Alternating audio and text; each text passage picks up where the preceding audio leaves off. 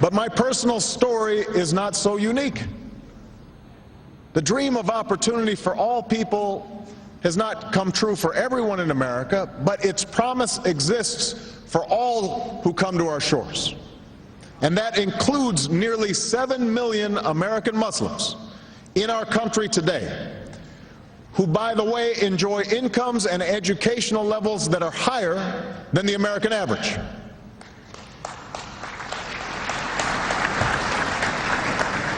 Moreover,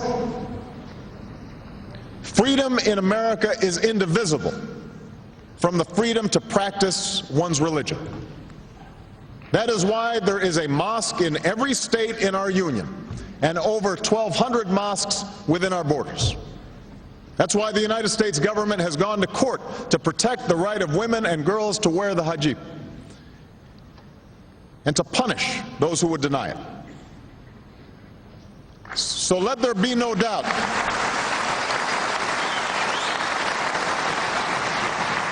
Let there be no doubt, Islam is a part of America.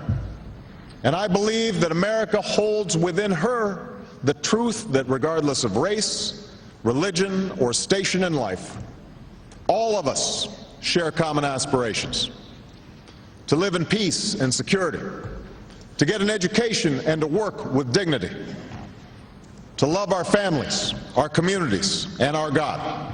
These things we share. This is the hope of all humanity. Of course, recognizing our common humanity is only the beginning of our task. Words alone cannot meet the needs of our people. These needs will be met only if we act boldly in the years ahead. And if we understand that the challenges we face are shared, and our failure to meet them will hurt us all. For we have learned from recent experience that when a financial system weakens in one country, prosperity is hurt everywhere.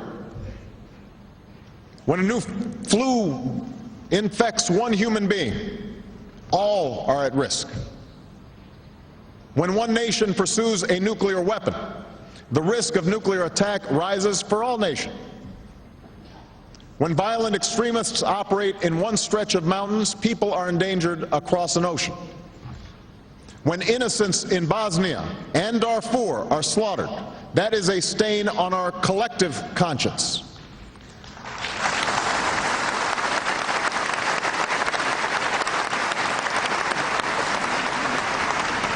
That is what it means to share this world in the 21st century. That is the responsibility we have to one another as human beings. And this is a difficult responsibility to embrace.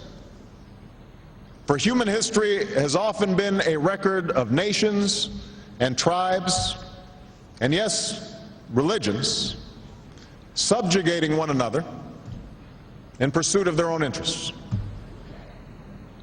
Yet in this new age, such attitudes are self-defeating. Given our interdependence, any world order that elevates one nation or group of people over another will inevitably fail.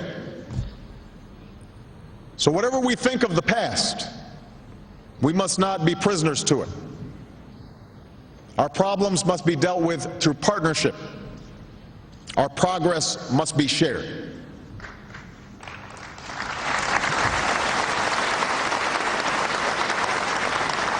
Now, that does not mean we should ignore sources of tension. Indeed, it suggests the opposite. We must face these tensions squarely. And so in that spirit, let me speak as clearly and as plainly as I can about some specific issues that I believe we must finally confront together. The first issue that we have to confront is violent extremism in all of its forms. In Ankara, I made clear that America is not and never will be at war with Islam.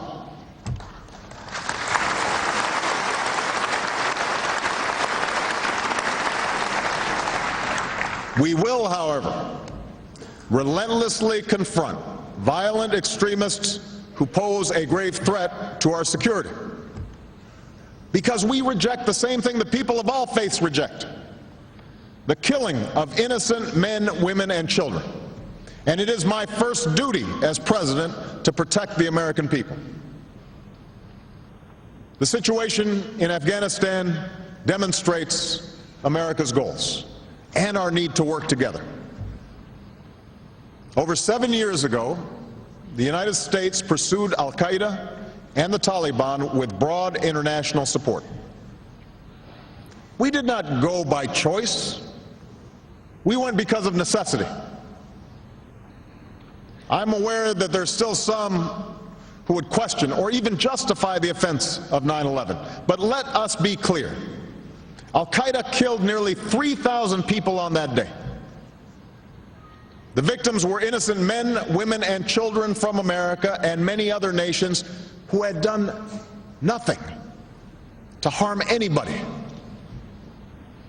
And yet Al-Qaeda chose to ruthlessly murder these people, claimed credit for the attack, and even now states their determination to kill on a massive scale.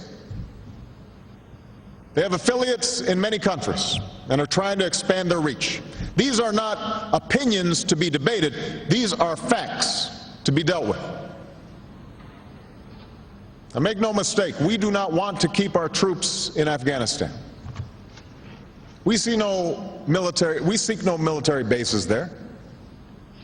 It is agonizing for America to lose our young men and women. It is costly and politically difficult to continue this conflict. We would gladly bring every single one of our troops home if we could be confident that there were not violent extremists in Afghanistan and now Pakistan determined to kill as many Americans as they possibly can. But that is not yet the case. And that's why we're partnering with a coalition of 46 countries.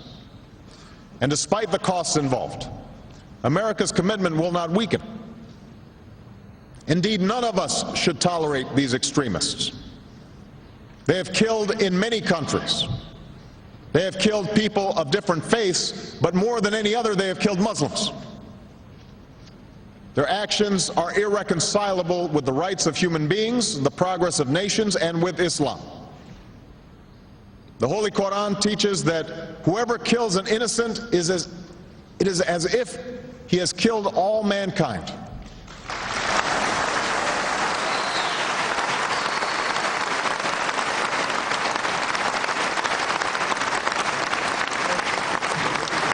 And the Holy Quran also says, whoever saves a person, it is as if he has saved all mankind.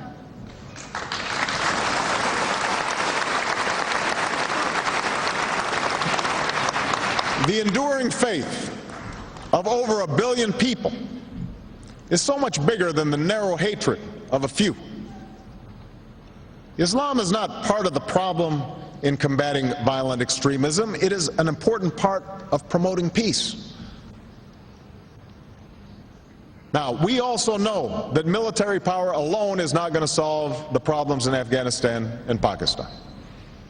That's why we plan to invest $1.5 billion each year over the next 5 years to partner with Pakistanis to build schools and hospitals, roads and businesses, and hundreds of millions to help those who've been displaced. That's why we are providing more than $2.8 billion to help Afghans develop their economy and deliver services that people depend on. Now, let me also address the issue of Iraq. Unlike Afghanistan, Iraq was a war of choice that provoked strong differences in my country and around the world. Although I believe that the Iraqi people are ultimately better off without the tyranny of Saddam Hussein, I also believe that events in Iraq have reminded America of the need to use diplomacy and build international consensus to resolve our problems whenever possible.